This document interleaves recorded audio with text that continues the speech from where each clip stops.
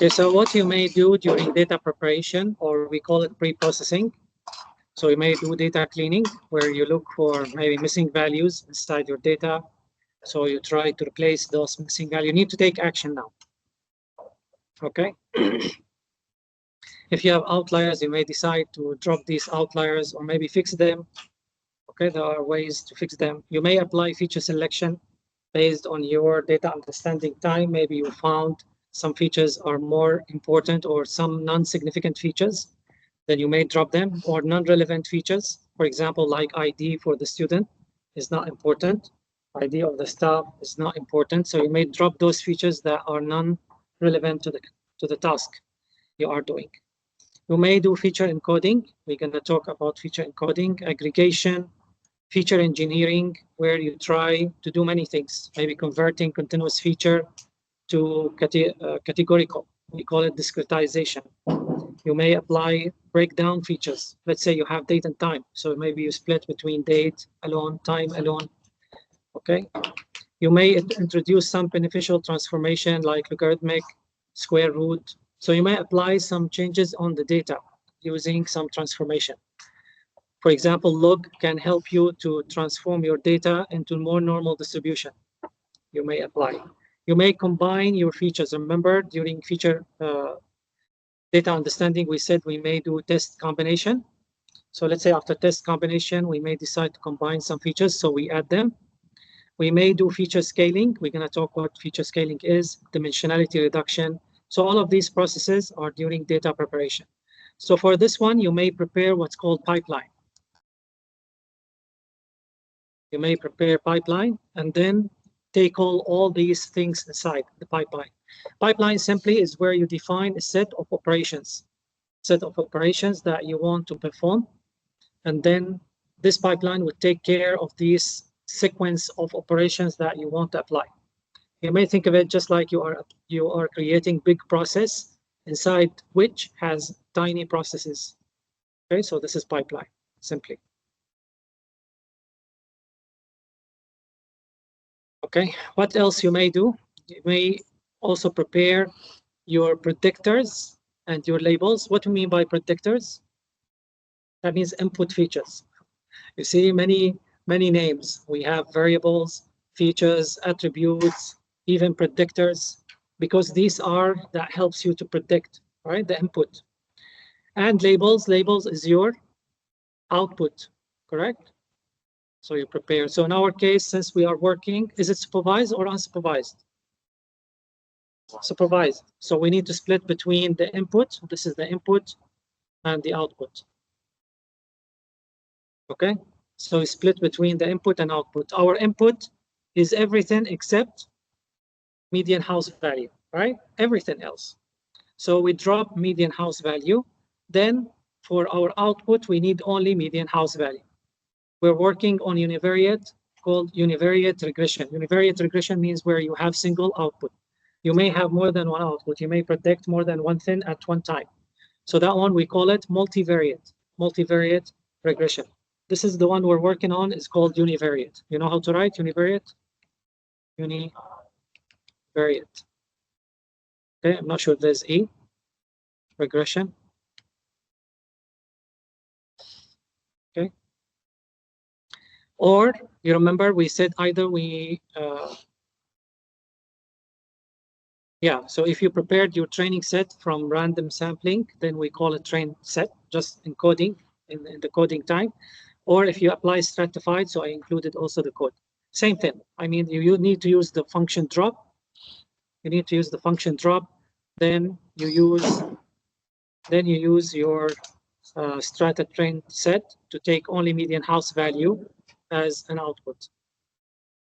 Okay.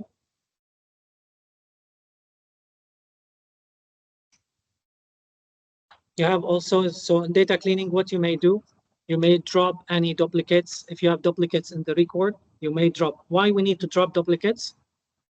What is the logic behind dropping duplicates? I mean, what's a big deal if we have duplicates records? Okay, save some time. Consistent data. Sorry? Consistent. inconsistent, but it's one of the data. I mean, good point, but I mean, it's one of the data.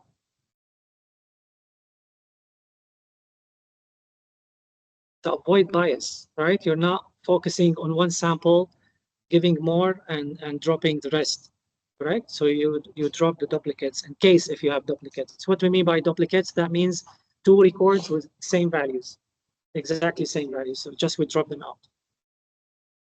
By the way, there's one way where we can increase the number of samples by actually doing duplication for our sample. But I mean, in this case, we're not applying any of these. So just we drop the duplicates. We remove irrelevant features. Irrelevant features. What we mean by irrelevant features, those factors or fields. Again, fields, what does it mean? You see many keywords, same. Fields, predictors, input, variables, all same. So we may drop the fields that are not critical or not related. Let's say I'm trying to predict the performance of the student. Then what ID has to do in performance prediction? Nothing. So I need to drop. If I insist on keeping it, is it good? No, because you're feeding your model rubbish. Not ID per se is rubbish, but because it's not relevant. So remember, garbage in, garbage out. If you feed your model garbage, data that is not related, then your model is going to give you garbage as well, okay? Outliers, if you have outliers, you may also remove them because outliers are those that deviate away from the norm. Let's say I'm building a model that is supposed to be able to predict, let's say, second-hand car price or car price in general. Then I got some antique cars, okay? Antique cars I should remove, unless if it's your objective. So you need to go back to your objective. Is your objective to build a model that is able to predict the antique car price? If yes, then make sure all your data is for antique cars. Cannot have normal cars.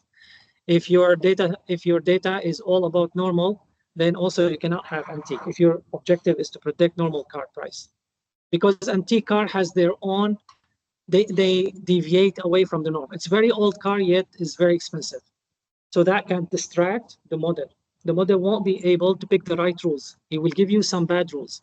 He tells you maybe even if the car is old but still expensive. And then when you apply to the normal cars, it doesn't fit, right? The rule is not correct. So you may try to drop them, or there's a way to fix them. Not necessarily to drop. Sometimes if you have limited data set, so each record inside your data is precious. You cannot simply let it go. So there are other ways where you can fix. Maybe later I try to include some slides. Missing data. If you have missing data, then you need to decide to do what? Are you going to drop these records? Are you going to apply replacement, find replacement for this missing value? Okay, then you need to decide.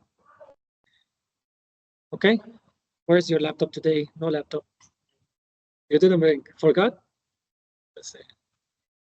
Structural error, correct typographical errors and other inconsistency and make data conform to common patterns or convention. Just make sure you don't have problems inside your data. If there's inconsistency, also you take care of it. Let's say you have the name of the state or the city inside your data set. In some cases, written Kuala Lumpur. Some other cases, written KL, right? So this is our inconsistency. So for the model is going to consider these as 2 different cities. Okay, you need to ensure that actually that you have consistencies in your data. How to handle missing values? There are different ways. Either you may get rid of corresponding district. Back to our case, because why we say districts here, because our data set is about districts, right? So each record represent 1 district. So either we drop those records that have missing value. Let's say some records didn't report about the total number of bedrooms. Then we may decide to drop these records. You need to find solution for those missing value. You cannot train your model of missing value, and this is a common problem. Even during practical tests, many students get error. And then they don't know where the error is coming up, and simply because they have missing values inside their data. And then they're training the model. The model doesn't know what is this missing value here, right? Yeah, so they get problems and they don't know what the issue is, but simply because they didn't treat missing value properly. Get rid of the whole attribute, or instead of dropping records, districts, let's say many districts didn't report about their total bedrooms, for example. 50% of the districts didn't report. Then if we drop 50% of the data, right, where you have limited data, that is a problem. So instead of dropping those records, we go and drop just the attribute. Let's say I don't need total bedrooms anymore because majority of the districts didn't report about their total bedrooms. Or maybe I'm talking to people and then majority didn't report about their age, especially girls, right? Don't like to report about their age. Then let's say I have 50% or a lot of people didn't report about their age. Then I drop it. I don't need it. Okay, or I may do some what's called imputation, meaning replacement. Okay, I find a way in order to replace those missing value. Maybe I put 0.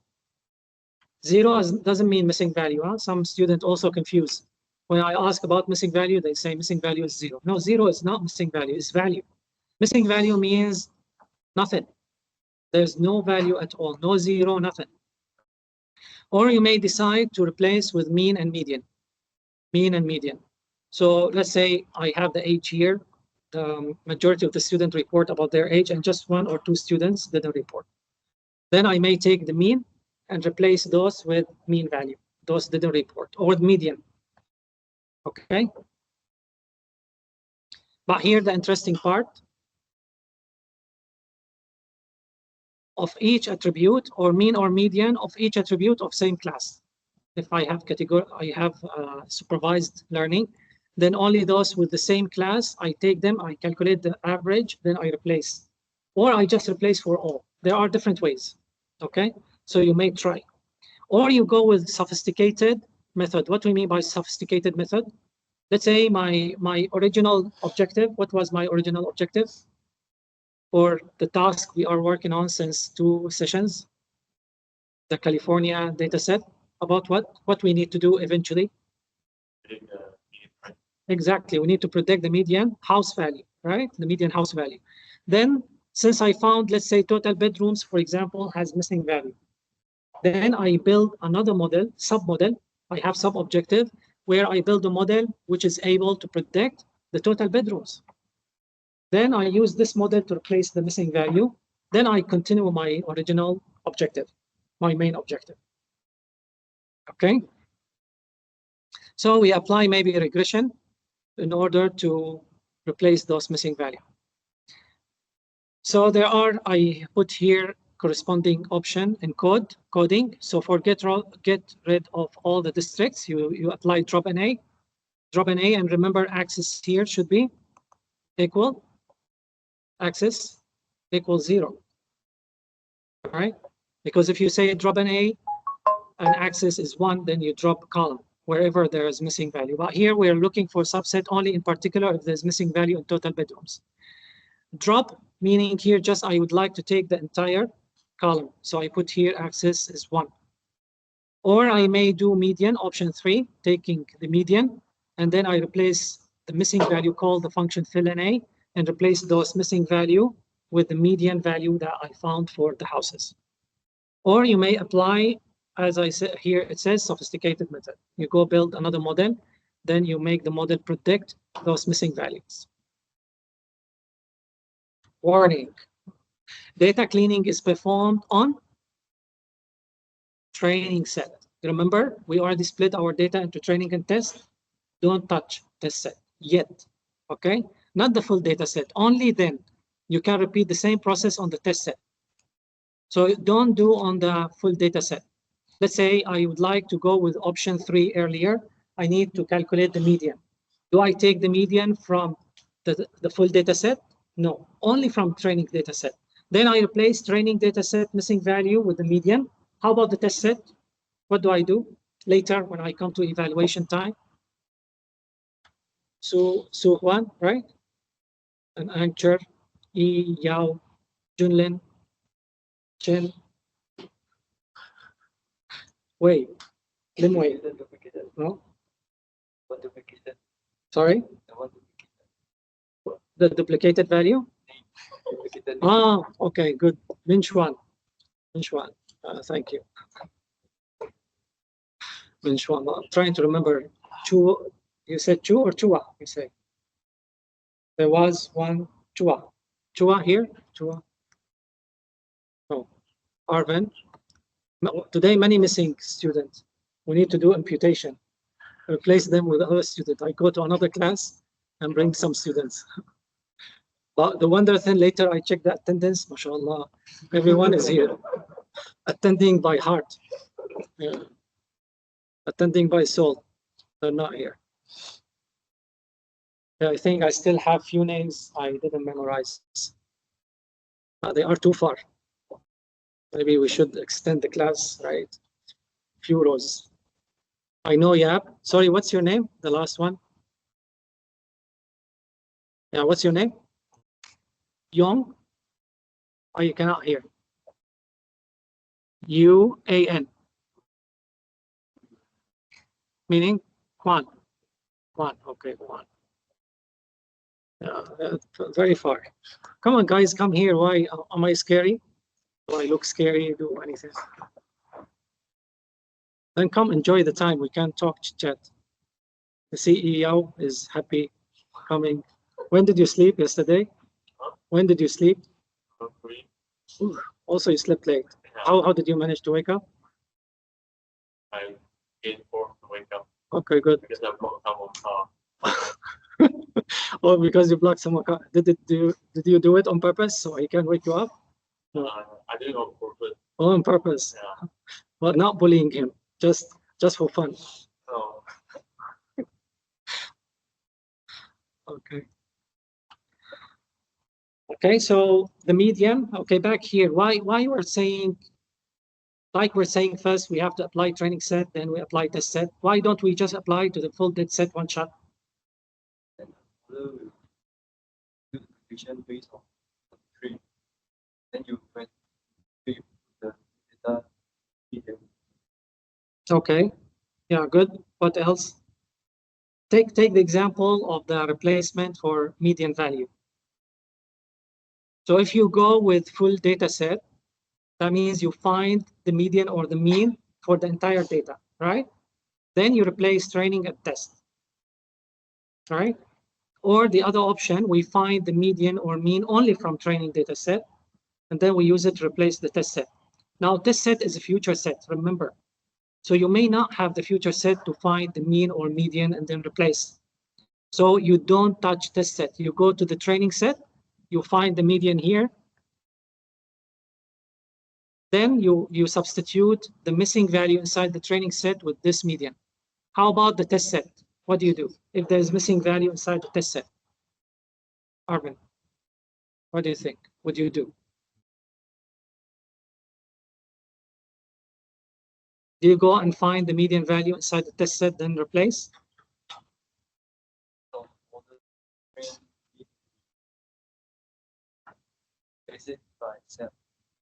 Okay, but I mean, the model, let's say the model, my intention when I build the model is not to predict these missing value. Like here, median house value, that's it. And then I got total bedrooms missing inside the test set for one of the districts. Then what do you do?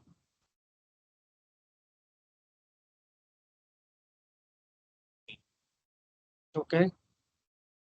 Learn this from me. If I try to give you one option, that means I'm pulling your leg. So always be skeptical about what I give you option. The correct usually is the one I don't mention. Okay. No, you don't touch the test set. I mean, you don't go find median from test set. You take the same median from the training data set and replace in the test set. Right? You can see your okay, good.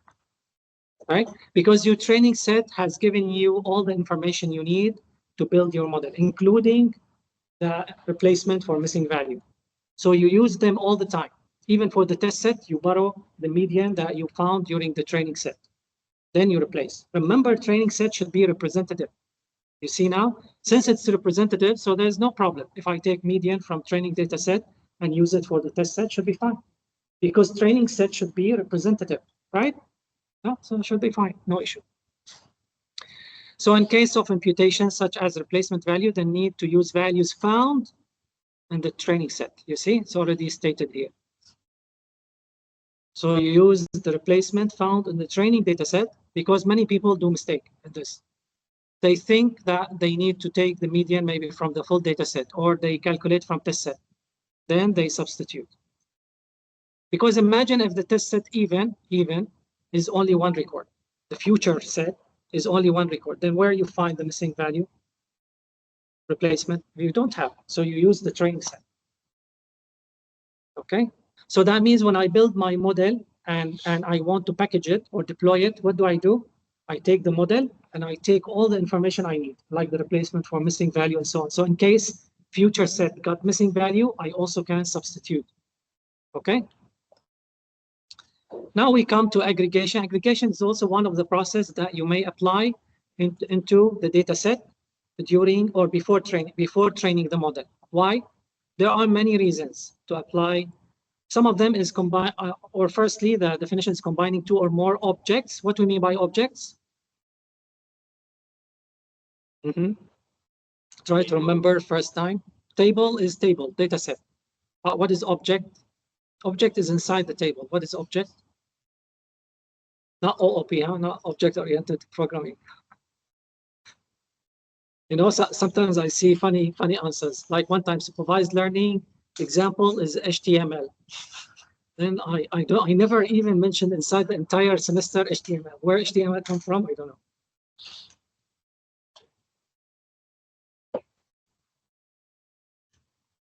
HTML is simply not the attribute, the other one. What those inside the table records, the row. Object means row, rows. Okay, so we may combine more than one record like you do in SQL, right? You use group by. So what happened in group by? You group like you do select, right? Asterisk from, let's say, table, group by. This group by will cause aggregation. You are applying aggregation.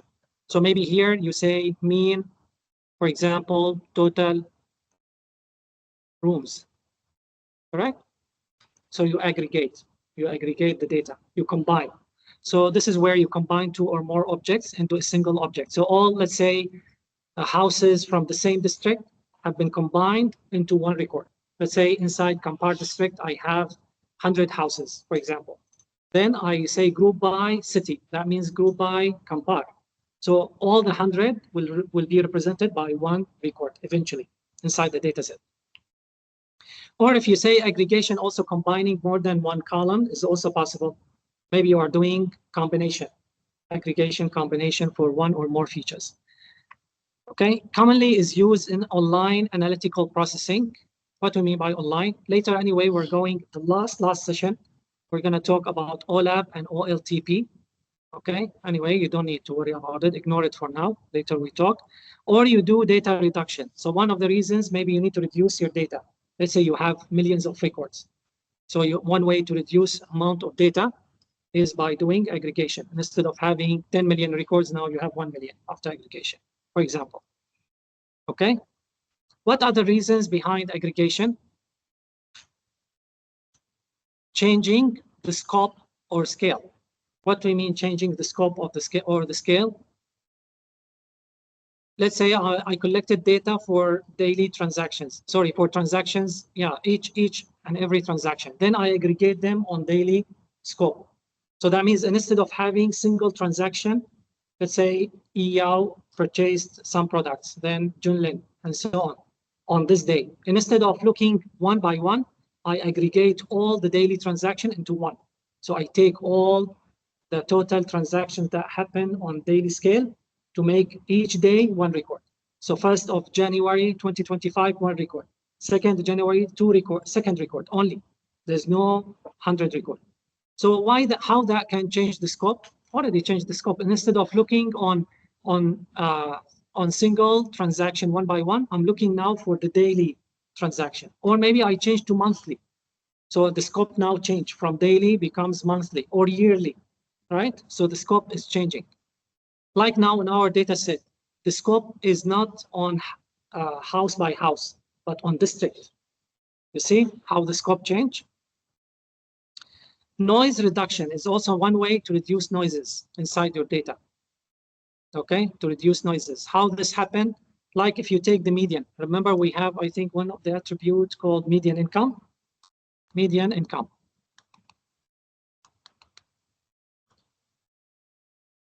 Now, median income simply for each district, right? For each district.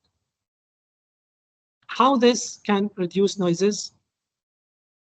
Anyone can tell me? Actually, the trick is median. Median is quite helpful to reduce noises. Noises similar to outliers, but they are commonly exist inside the data, not like one record, two records. They are there due to many reasons, okay? Can be exist there. Maybe one simple example, take it, you have the sensor, you are reading data and the sensor has problem. It's giving you plus minus, let's say temperature. This is error, okay? So noises might be there by default. I mean, you cannot avoid them 100%. We wish, actually, even looking into real example in life, it's impossible to take away noises, okay? Like, for example, if I'm looking how to purchase this water tumbler, for example. If I go to the same exact, if I purchase the same exact brand from different shop, the price is different, right or not? You won't find the same price for exact, even if I'm looking for the same color, same size, same brand. Would you find it in the same price? Definitely no. This is noises. So the model doesn't know, is the price, this is 20 ringgit or 21 ringgit or 19 ringgit. This variation, we call it noise inside the data. And what is the reason behind? We don't know. Maybe just the seller decided to sell it like this. Maybe there's no actual reason behind. Okay. So how median can reduce the noise?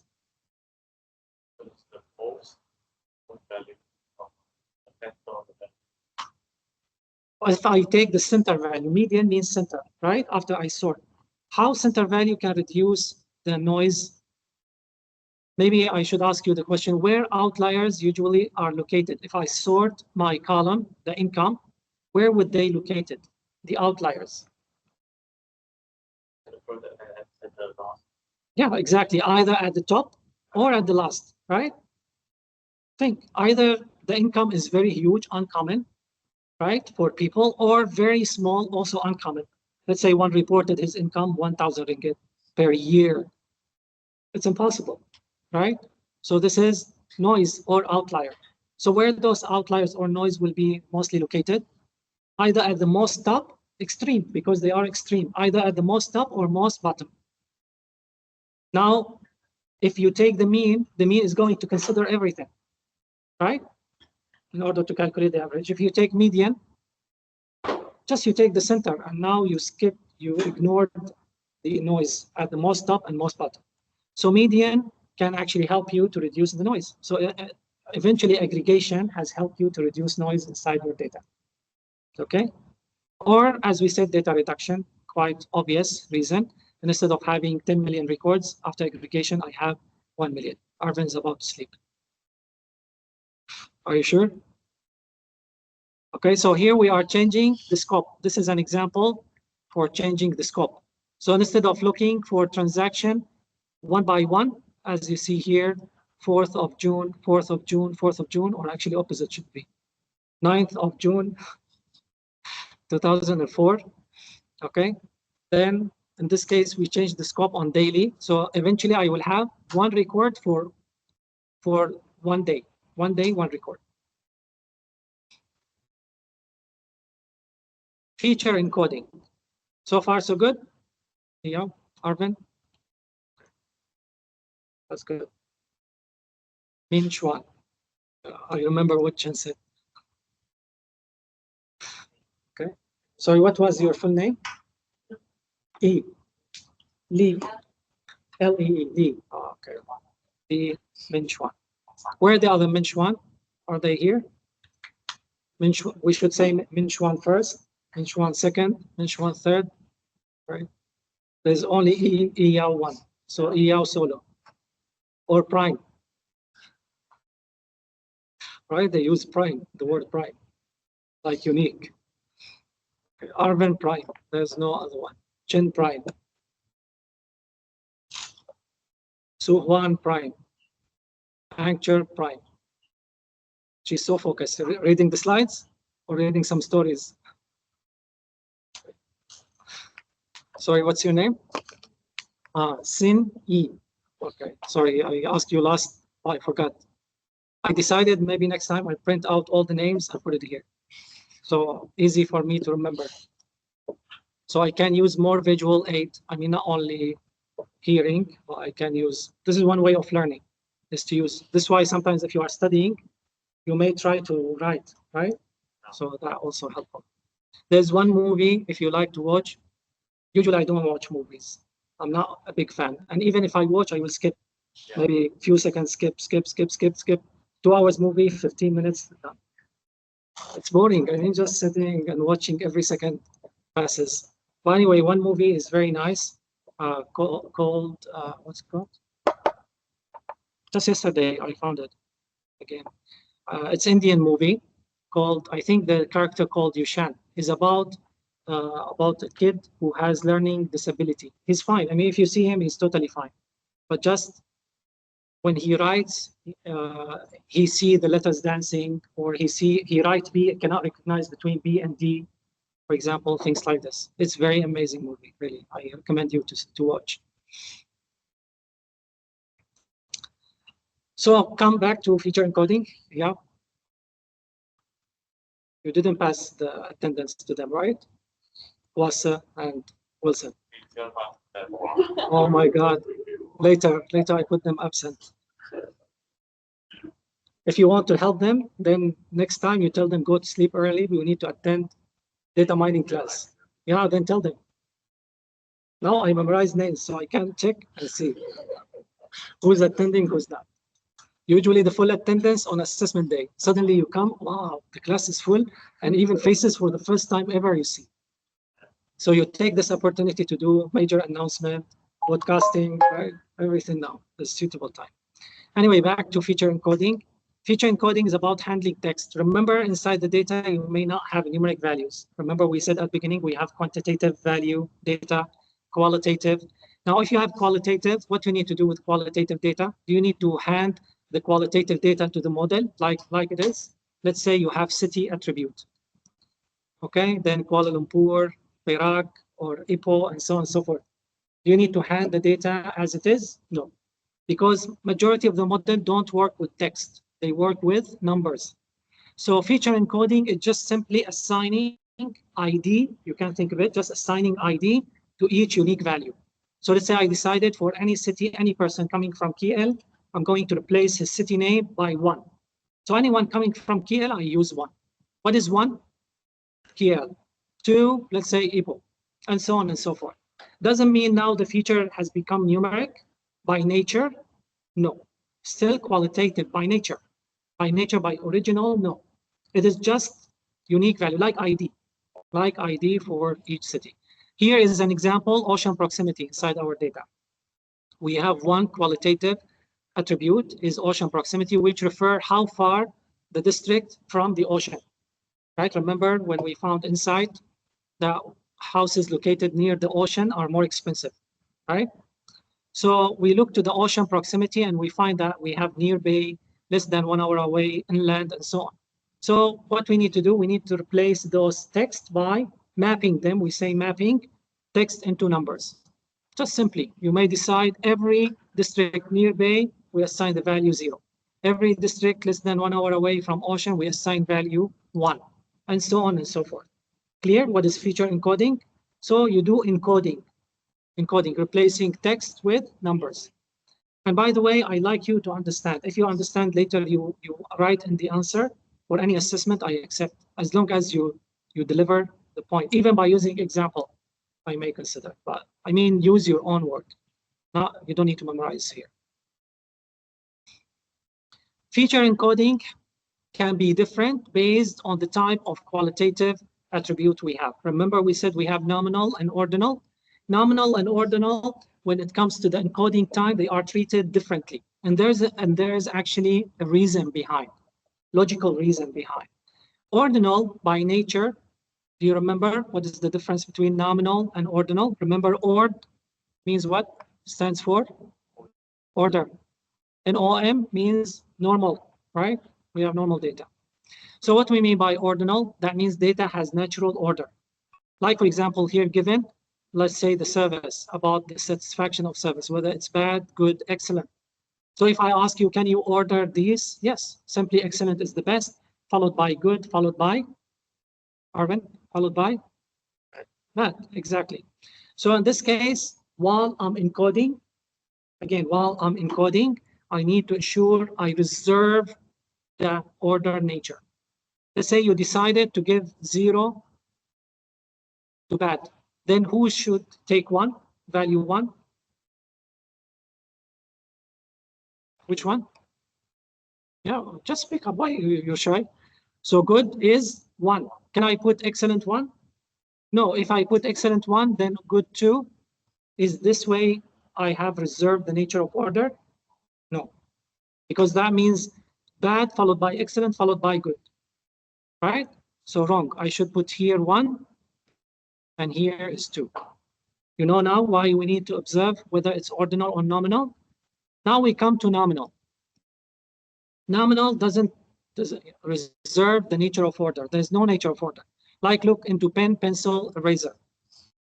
Then doesn't matter who's 0 starting with.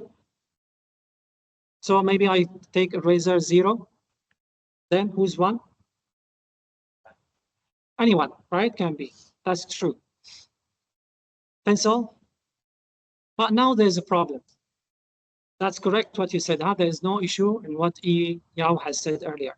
But the only problem now, once you map them into number like 0, 1, 2, if I give it to the algorithm, what the algorithm would think? Oh, there's 0, 1, 2. That means there's order because numbers by nature, they have order. When you say 0, 1, 2, 3, there's order anyway. Anyway, right? If I put Arvin 0, E, Yao 1, Junlin 2. Though there's no ranking there, but the algorithm immediately will think there's order because numbers by nature has order. So what I need to do? Simply, I try to break this order. How to break this order? I cannot use numbers more than 1 and 2. So 2 I cannot use. I'm only allowed to encode with 0 and 1. Only. Then what do? I cannot apply this method straight away. I cannot simply say eraser is 0 and pen is 1. Then I consist. Then how about pencil? I cannot, right? I need to find a way. And we cannot say 0, 1. Actually, you can. You need to do some similar thing. So instead of aligning values like this, we come and say, well, how about if I use 0 and 1 to any one of these? I can apply 0 and 1. But here, 0 means doesn't exist. 1 means exist. Let's say I come to the order, Yao purchased, he came to the shop and he purchased eraser and pencil. Then I come to his record. I create 3 columns. 1 column for pencil, 1 column for eraser, 1 column for pen. Then what did you purchase? Let's say he purchased pen and pencil. Then I put here 1, let's say Yao. I don't know how to write your name, huh? Just I'm gonna use YY, I don't know. Okay, then I come to pen, I put 1, pencil 1, eraser 0. Let's say Junlin come next because they come together, but today he was late. Then he purchased, what did you purchase last time? And did you purchase any of those? He didn't purchase any. Then what I put? Exactly. 0, 0, 0. Then Chen came. What did you purchase? All. Then I put 1, let's say Chen. 1, 1, 1. You got the point? So what we can sense from here, each value from this nominal attribute has created 1 column. Earlier in ordinal, there's no creation for 1 column. Just I put 0, 1, 2, 1 column, and then that's it. I encode the values. But here, in order to use 0, 0, 1, 1, 1, 0, 0, 0, 0, I have to encode each one value in its own record, in its own column, Clear how encoding happens? Logical. So in this case, the algorithm won't understand there's any nature of order. But 0 means doesn't exist. 1 means exists. That's it. Clear? Answer? Is still sleepy? I was sleepy too. I woke up, I think 6:20. Then I was surprised. No, 6:12. Oh, I thought it's now 4 a.m. I still have time to sleep. Then my wish went for nothing. Okay, so this is an example for nominal. let's say we're talking about team. Let's say EAO support team A. We don't know what is team A. Anchor team B. Do you like soccer? You like? No. Yeah. Also, I don't like. Okay. Team C. Who support team C? Let's say Sengi. All right. Okay. Do you like soccer? No. Yeah. Most girls don't like, right? Soccer. So what do you like? Usually girls, what do they like? What support? Badminton. Do you like badminton? Also no. Anchor? No. Okay, so let's say some other team, maybe PlayStation team. Okay, then we need to see the score for each team. We need to train the model to find the patterns for each team. Okay, then we use each team as one column. Remember, because nominal. So each value should be represented by one column.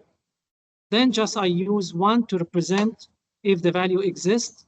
In this case, other zero, like B case, and so on and so forth. Clear? In Python, just one line. You use one class code, one hot encoder, one hot. Hot means here one. That means just one hot. There's one. The cold, if you like to think, is zero. Okay. How about if we say no? These teams are actually representing the nature of order. Like we have district team, we have state team, national team. So there's order there.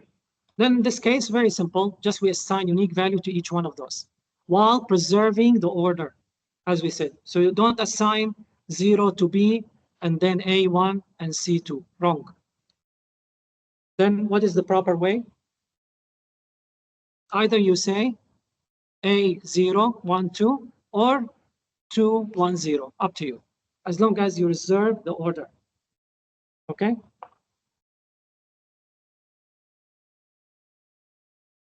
Now we come to feature transformation. You still have time, right? 8:52. What is feature transformation? Transformation generally means you are changing the current values to some other value. Let's say I go to the points of each team, and then the points is out of 100. Then I decided to map the values to different scale. And instead of 0 to 100, I need to make them from 0 to 1. Okay, so maybe I go to the value 0, the point 0, I put it 0. Maybe if the maximum value is 100, then I put the value 1. So I'm transferring the values from one scale to another scale, for example.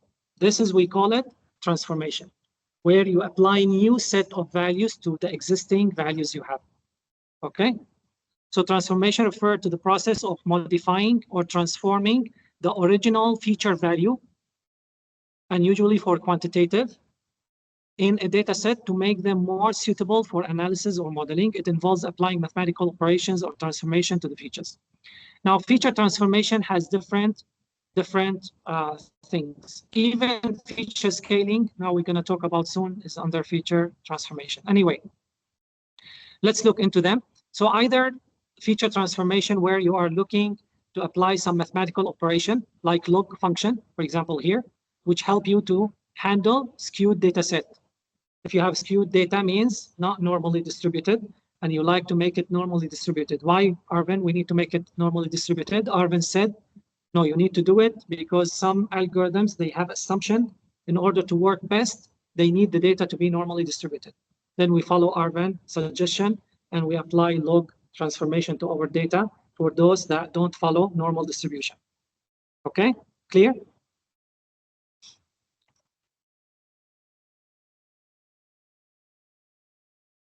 And then we come to scaling. Maybe I tell you generally what scaling is. So scaling, let's say we come to Junlin, and Junlin said, well, I found some features, they have different scales. Total number of bedrooms you have from 1 to 50,000, while the total income or the median income is between 0 and 15. So some values have value between, let's say, 0 to 50K, and some other values, they have value between 0 and 15.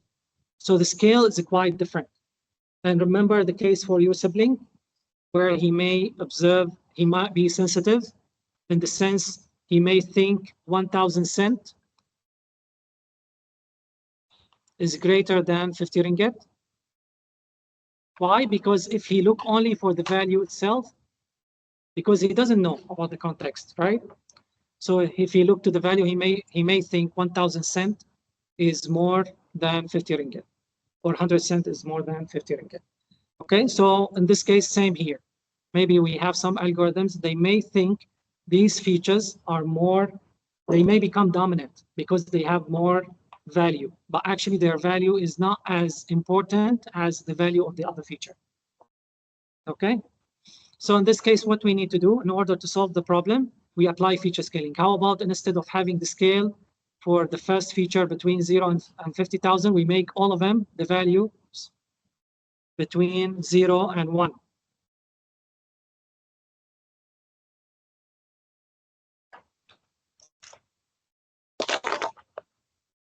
You see?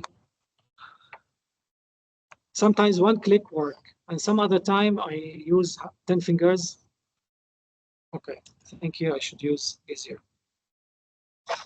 So we come here and say this is between 0 and 1. And this is 0 and 1. The scale, all of them. Then in this case, we take away the magnitude, like we are taking away the magnitude, the amplifier of the value, the amplified values, and just make them all of them between 0 and 1. Okay?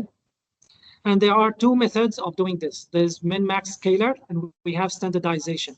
Or they call it, another name for standardization is known as z-score.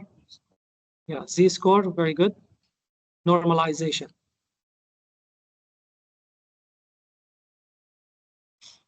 Okay, so we have two methods of changing. I think also I mentioned another one called robust we talk about. So attribute, I don't know how to remove the dots here. You see now working. I don't know. Anyway, so attribute transformation is a function that maps the entire set values of given attribute to new set of replacement value. So can be due to changing scale, like the case 50 and K, or maybe changing the distribution. Remember, like log transformation, changing the distribution. So again, to remind you about normal distribution, right, where it follows the bell shape. And suppose if it's perfect, should be symmetrical, 100%. Means if you draw a line to make it two halves, then they should mirror each other.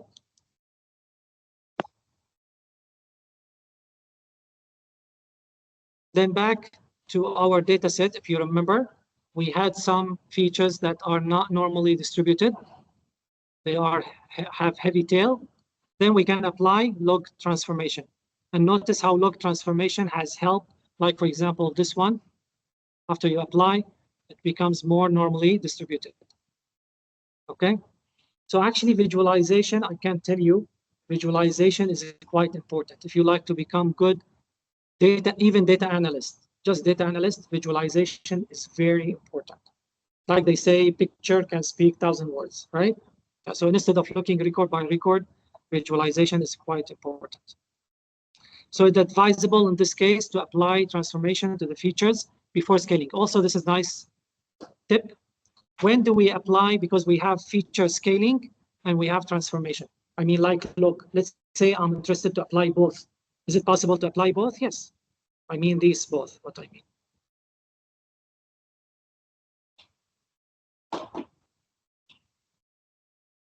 Yes, it's possible to apply both normalization and scaling. So in case you want to apply both, which one should go first? This one first, followed by scaling second. Okay, so you do log transformation first, followed by scaling second.